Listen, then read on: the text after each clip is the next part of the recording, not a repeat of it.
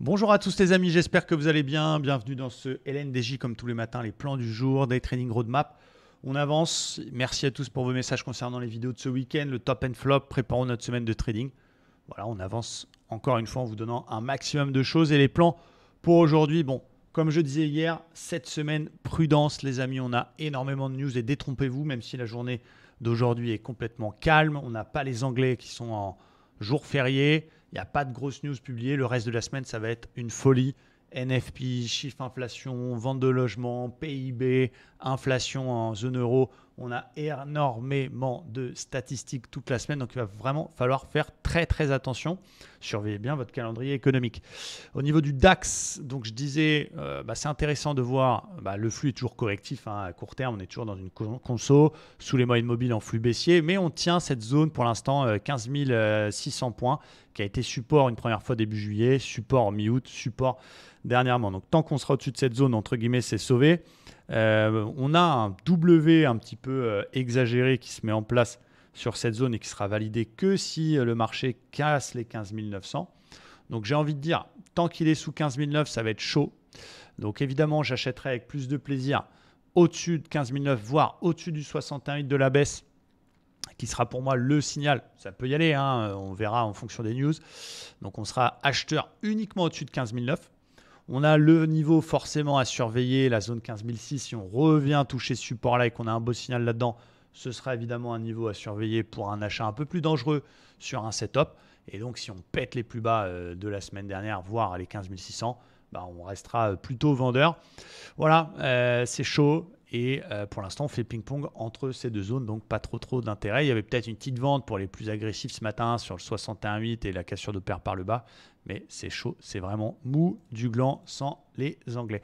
Au niveau du Dow Jones, donc pareil, on est dans un mouvement correctif sous les moyennes mobiles, mais au sein d'un canal un peu plus long terme. Et notamment, c'est à peu près le plus bas de la semaine dernière, ce bas de canal qui est quand même relativement intéressant. C'est lourd, mais on est sur des niveaux. Donc ça va être juste sympa pour cet après-midi. On voit ce petit range ici dans le flux baissier qui a été cassé, mais aussitôt réintégré. Donc c'est intéressant. Et du coup, qu'est-ce que je vais surveiller pour cet après-midi? Si jamais on repart à la baisse, qu'on repasse sous les moyennes mobiles, donc en flux baissier, qu'on casse 61,8, il y a peut-être une petite vente à faire 34 230 pour aller chercher 100%, voire 33 900, qui est un gros niveau sur lequel on avait eu plusieurs fois fait support. Donc ça reste pour l'instant un peu lourd. Ok. Ça, c'est au cas où il repart à la baisse. D'accord. Les plus acheteurs d'entre vous seront plus séduits par un achat, mais à condition de sortir du range par le haut et de casser ce petit canal baissier. Donc je serai plus acheteur safe au-dessus des 34 700, 34 730.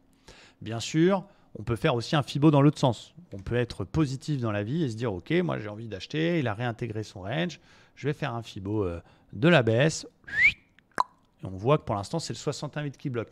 Si on casse 61,8 par le haut, ça va donner envie d'aller chercher les 100%, mais j'ai l'obstacle haut de canal au-dessus de ma tête. Donc ça, personnellement, je ne vais pas y aller. Et je vais attendre de voir un petit peu comment ça va se décanter cette histoire et comment ça va se passer au niveau de la session US. Pour le Nasdaq, il avait un peu plus profité du rebond des techs. On a quand même un gros support ici qui tient et qui fait deux fois support ces derniers temps, avec un plus bas qui est plus haut que le précédent. Regardez, si on zoome, on voit quand même que le plus bas ici est plus haut que le précédent. Donc ça tient ce support. Mais en gros, on est en train de faire ping-pong dans une grosse zone de range entre 14 600 et 15 400. Donc ça va être super intéressant. Regardez les moyennes mobiles 4 heures, elles sont complètement plates. Pour le moment, on fait 4 toupies quasiment de suite. Et donc mon plan, ça va être surveiller éventuellement une sortie par le haut de cette espèce de petit drapeau pour aller travailler un rebond jusqu'aux 15 400. Mais ça va être très sport. On peut faire un FIBO de toute la dernière vague de baisse. Les plus systématiques prendront un achat uniquement autour de 1565 pour aller chercher 100%. On achète plus safe s'il pète les 15 400, bien évidemment. C'est possible dans la semaine avec toutes les news. 15 400 qui devient en cas de rebond un niveau aussi qu'on va surveiller si ça échoue là-dedans pour éventuellement un petit signal de vente si jamais on a une diff comme il y a eu la semaine dernière. Et on surveillera si ça repart à la baisse, la cassure des plus bas du mois d'août pour continuer à être vendeur sous 14 600. Donc ça va être sport. J'ai pas de biais pour cette semaine. On va vraiment essayer de trader ce qu'on voit. Pour l'instant, c'est plat de chez plat. On n'a pas de volume. On a les Anglais qui sont pas là. Ça va être vraiment cool. Et c'est un peu la dernière séance avant la tempête, puisque toute la semaine, on aura beaucoup de news. Donc voilà, laissons faire les choses, laissons le marché prendre une direction, attendons les premières news, de voir un peu comment ça peut se passer plutôt que de rentrer tout de suite à 15h31 dans un trade, tout de suite travailler son OPR. Attendons de voir un peu ce qu'ils vont faire, attendons de voir les réactions sur les niveaux, sur les zones.